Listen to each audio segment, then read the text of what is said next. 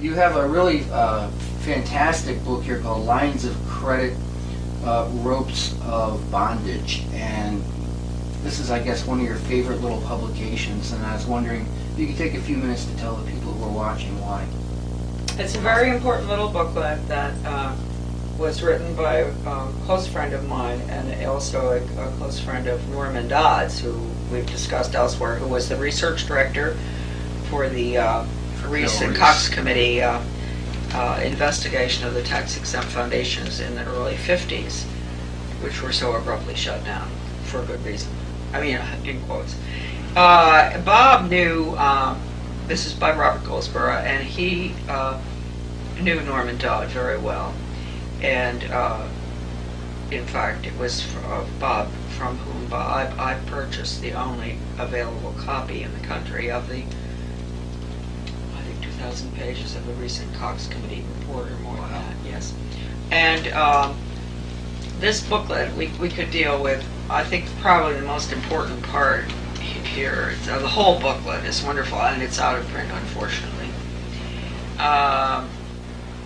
Is this part here in regard to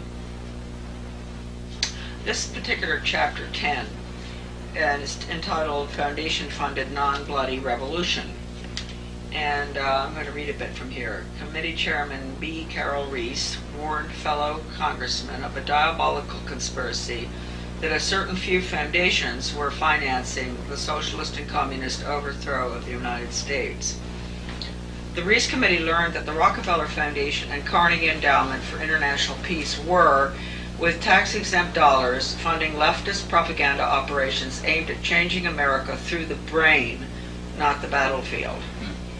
Patriotism, national sovereignty, individual responsibility, and Christian beliefs were belittled, while the concepts of a one-world government, socialism, collectivism, and humanism were deemed essential for peace in the modern age. Don't forget, this is in 1953. This is a United States Congress investigation of the tax-exempt foundations that we're discussing right now. A clandestine and successful non-bloody revolution had been masterminded by some of America's most powerful and devious men who did not want to be exposed by a congressional investigating committee. The man chosen by Reese to be the committee's research director was Norman Dodd, the Yale graduate, intellectual, and New York investment banker.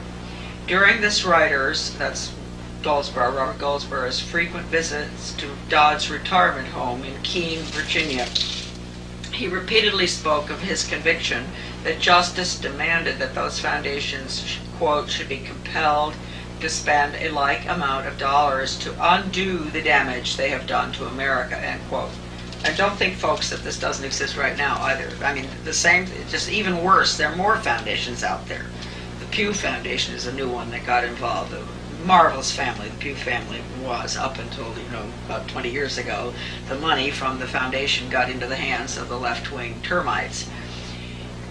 Left-wing is now right-wing, too. Okay, Dodd sent committee questionnaires to numerous foundations, and as a result of one such request, Joseph E. Johnson, president of the Carnegie Endowment for International Peace, invited Dodd to send a committee staffer to Carnegie's headquarters in New York City to examine the minutes of the meetings of the endowment's trustees. These minutes had long since been stored away in a warehouse, and obviously Johnson, who was a close friend of former Carnegie president and Soviet spy Alger Hiss, had no idea what was in them. The minutes revealed that in 1910, the Carnegie trustees asked themselves this question, quote, is there any way known to man more effective than war to so alter the life of an entire people, end quote. For a year, the trustees sought an effective, in quotes, peaceful method to, in quotes, alter the life of an entire people. But ultimately, they concluded, isn't that nice of them to have spent that much time trying to avoid their final conclusion, right? But ultimately, they concluded that war was the most effective way to change people. Please listen closely to this, folks. Think about what's going on now, and has gone on ever since 1945. and before 1945, because that's what we're talking about. Right. This is 1911 we're talking. Hmm. War was the most effective way to change people. Think of all the wars we've had since then. Yeah, a lot. Consequently, the trustees of the Carnegie Endowment for International Peace next asked themselves, quote, how do we involve the United States in a war? And they answered, well, we must control the diplomatic machinery of the United States by first gaining control of the State Department. It's direct quotes. I mean, I'm quoting from Goldsborough, but this is a direct quote from Goldsborough's research. Norm Dodd said that the trustees' minutes reinforced what the Reese Committee had uncovered elsewhere about the Carnegie Endowment, that, quote, it had already become a powerful policy-making force inside the State Department. Now, let me say something right here.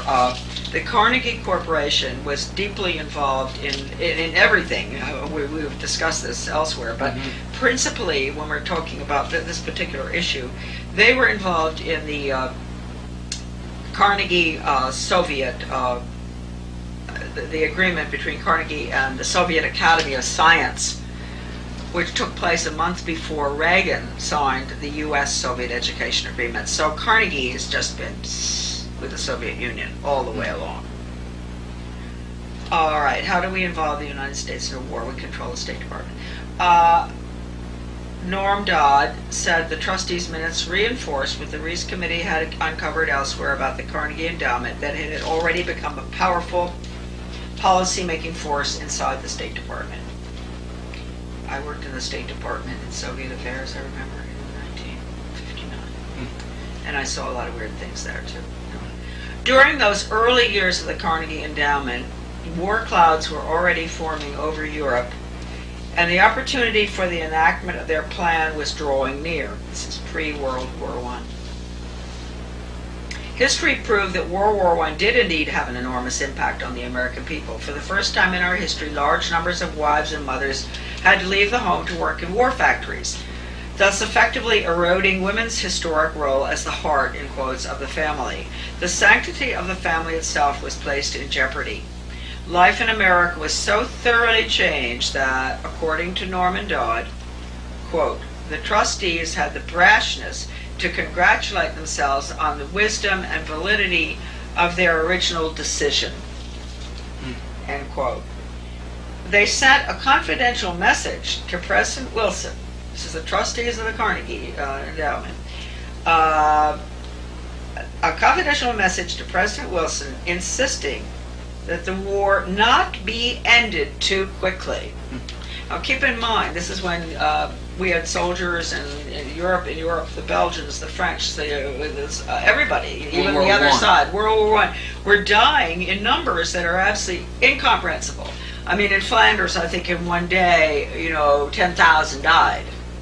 I don't know, maybe more in where the poppies grow. So recall this, war at that time was just, there's no way to describe how horrendous it was.